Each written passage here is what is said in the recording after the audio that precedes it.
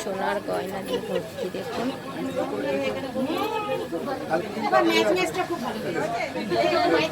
এবছরের কাপড়টাও ভীষণ সুন্দর, রয়্যাল ব্লু কালারের বেনারসি।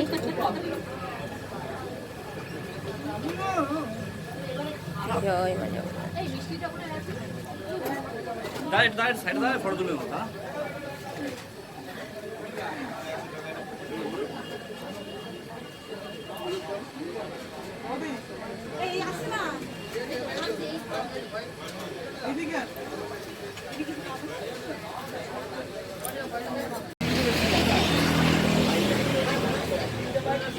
দেখুন ভেতরটা কতটা সুন্দর করেছে, গেটটা বেশ মানে ফ্ল্যাটের ভিতরে কিন্তু পুজোটা হচ্ছে। আর সেই পুজোটা কিন্তু দেখুন কি সুন্দর করেছে, প্যান্ডেলটা বেশ সুন্দর লাগছে। ভেতরে আপনাদের দেখিয়েছি, আর ভেতরটা আমি যাচ্ছি না, কেননা এখানে সবাই প্রসাদ খাচ্ছে আর এতটাই ভিড়, আমি আর এই ভিড়ের মধ্যে যাচ্ছি না। তো আপনাদেরকে প্যান্ডেলটাকে এপাশ থেকে দেখিয়ে দিলাম।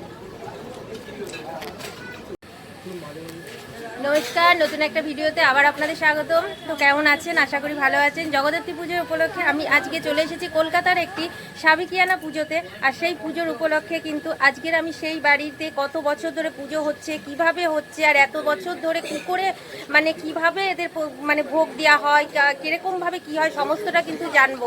মানে আমরা জগদ্ধাত্রী পুজো মানেই আমরা কিন্তু জানি চন্দননগর, আর চন্দননগর ছাড়াও যে কোথাও যে কোনো বাড়িতে সাবেকিয়ানাভাবে যে কলকাতার ভেতরে পুজো হয়, আর সেখানে কিন্তু আবার কি নানা জায়গাতে মিডিয়া এসেও কিন্তু প্রাইজ দিয়ে চলে যায়। তো সেখানে কিন্তু আজকের আমি চলে এসেছি। আজকের এসে আমি তা আপনাদেরকে দেখাবো, ঠাকুরের মূর্তিটাকেও দেখাবো, আর ঠাকুর মানে মাকে যে কত রকমের সোনার গয়না পরিয়ে তাদেরকে সাজিয়ে রেখেছে, আর মায়ের মূর্তিটাও আপনাদেরকে দেখাবো।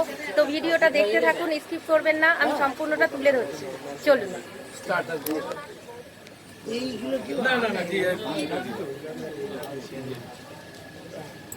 দেখুন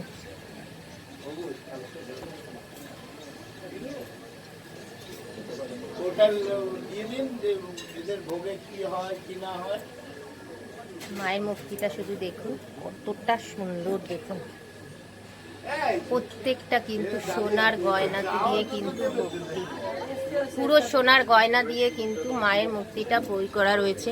আমি আপনাদেরকে জুম করে দেখাচ্ছি। দেখুন সোনার গয়না দিয়ে বিয়ে করছে।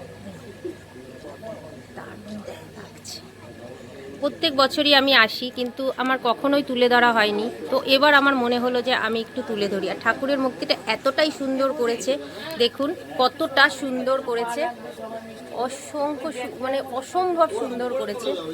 দেখুন দেখুন দুপাশে দুটো আবার লণ্ঠন জ্বলছে। আগেকার দিনে রাজরাজাদের যেরকম লণ্ঠন জ্বলতো সেরকম করে কিন্তু লণ্ঠন জ্বলছে, বুঝতেই পারছেন।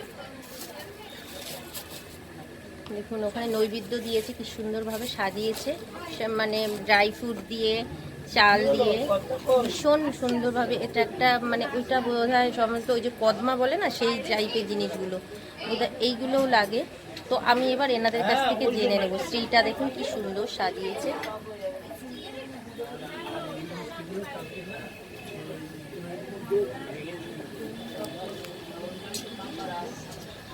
আর এই ঠাকুরটা বানিয়ে এনেছে কুমোরটুলি থেকে, করে নিয়ে এসছে। পুজোর সম্বন্ধে কিন্তু এই বাড়ির যাদের বাড়ির পুজো আমি তাদের কাছ থেকে কিন্তু শুনে নেব পুজোর সম্বন্ধে আর কত বছরের পুরনো। তো চলুন তার সঙ্গে কথা বলে নিই। নমস্কার দাদা। নমস্কার। আমাদের পুজো ৭৬ বছর বয়স হলো। ৭৬ বছর পুরনো হলো। তো আপনারা এই পুজোটা আগে কোথায় হতো আপনাদের? আমাদের আগে মেদিনীপুরে হতো। মেদিনীপুরে মানে পূর্ব মেদিনীপুর? হ্যাঁ। আচ্ছা, ওখানে আপনাদের পুজো হতো মানে এটা কি মানে বাবা মারা যাওয়ার পর আমরা এখানে নিয়ে এসেছি পুজোটা, কলকাতায় নিয়ে এসেছি। আর এই কলকাতা এখানে কত বছর ধরে আপনারা করছেন? এখানে আমাদের হয়ে গেল প্রায় ৩৫ বছর। কত বছর? 35 বছর হয়ে গেল। তো আপনারা কি মানে ষষ্ঠী, সপ্তমী, অষ্টমী এগুলো করেন না একেবারেই একদিনেই তিনটে পুজোটা আপনাদের করা হয়? তো এই যে মাকে সাজিয়ে রেখেছেন, এই যে মাকে কি মানে কিরকম ভাবে পুজো দেন? আপনাদের ভোগ টোগ দেওয়া হয়? ভোগ হয়, ভোগে আমাদের 4 রকম ভোগ হয়। পায়াস হয় আর মিষ্টি বানানো হয়, বাড়িতেই সমস্ত মিষ্টি বানানো হয়। আমাদের ভোগের মধ্যে দিতে হয় 11 রকম ভাজা দিতে হবে, সবজির তরকারি দিতে হবে, আচ্ছা, শোল মাছ দিতে হবে। শোল মাছও দিতে হয়? হ্যাঁ, শোল মাছ মাস্ট দিতেই হবে। আচ্ছা, শোল মাছ দিতে হবে, আমাদের কাঁকড়া দিতে হবে, ইলিশ মাছ দিতে হবে, কাতলা মাছ দিতে হবে। আচ্ছা, আর হাঁসের ডিম দিতেই হবে। হাঁসের ডিমও মাকে দিতে হয়? দিতেই হবে। আচ্ছা, এই যে পুজোটা আপনাদের যে মানে সে হয়েছিল, মানে কি এটা কি কোনো স্বপ্নাদেশে পাওয়া বা কোনো কিছু? আমার ঠাকুরদাদের বাবার স্বপ্নাদেশে এই জগদ্ধাত্রী পুজোটা আপনাদের হয়েছে।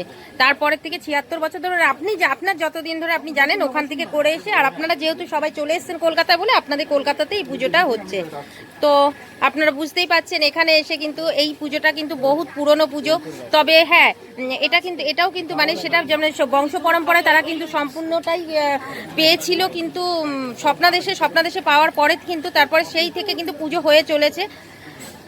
তো আপনাদের এখন কি আপনি মানে আপনাদের বংশের আপনি কি পুজোটাকে ধরে রেখেছেন নাকি আরো কোথাও হয় এই পুজোটা? আমি ধরে রেখেছি। কাকু, আপনার নামটা একটু বলবেন? আমার নাম হচ্ছে রঞ্জিত চক্রবর্তী। আর এই পুজোটা কোথায় হচ্ছে সেটা বলেন এবার। শখের বাজার, জেমস লন সরণি, 35 নম্বর সন্তোষ রায় রোড।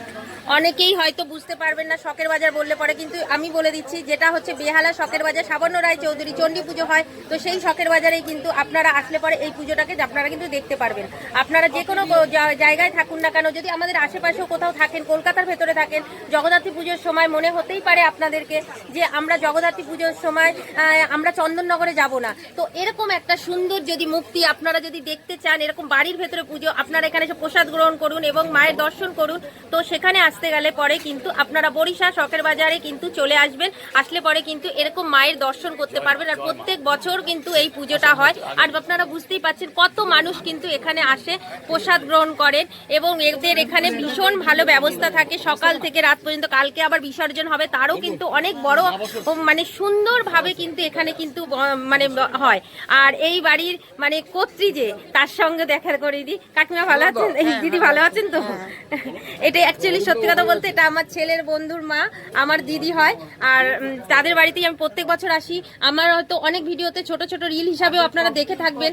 এবছরে ঠাকুরটা এতটাই সুন্দর লাগছে, অন্যরকম করেছে। আমি আর না করে থাকতে পারলাম না, যেহেতু আমি ব্লগ করি তো তখন মনে হলো যেন আমি এই ঠাকুরটাকে করি। তো আপনাদের কেমন লাগছে অবশ্যই বলবেন। আর দিদির তো আপনি সারাদিন উপোস থেকে এখন তো ভর্তি উপোস থেকে, তবুও দেখুন মনে কতটাই আনন্দ, কত সুন্দর সেজে গুজে দেখুন কি সুন্দরভাবে, কি ভালো লাগছে। এই পুজোর কিন্তু পুরো গোছ গাছ কিন্তু সম্পূর্ণ করে। এটা কি আপনাদের আদি ঠাকুরের মূর্তি নাকি? আচ্ছা আচ্ছা আচ্ছা, এটা একটুখানি দেখিয়ে দিই। আচ্ছা, প্রথমে এই ফটোটা দিয়ে পুজো হতো তাই তো, এখন তারপরে এটাকে প্রতিমাতে নিয়ে এসেছে। তো দেখুন বুঝতেই পাচ্ছেন কি সুন্দর লাগছে। তো যাই হোক, আপনাদেরকে দেখালাম। যদি আপনাদের ভালো লাগে অবশ্যই একটা কমেন্ট করবেন, আর কমেন্টে অন্তত পক্ষে একটুখানি খোলে পড়ো জয় মা জগদ্ধাত্রী বলে যাবেন। তো সুস্থ থাকবেন, ভালো থাকবেন, দেখা হবে নতুন একটা ভিডিওতে। ততক্ষণের জন্য টাটা।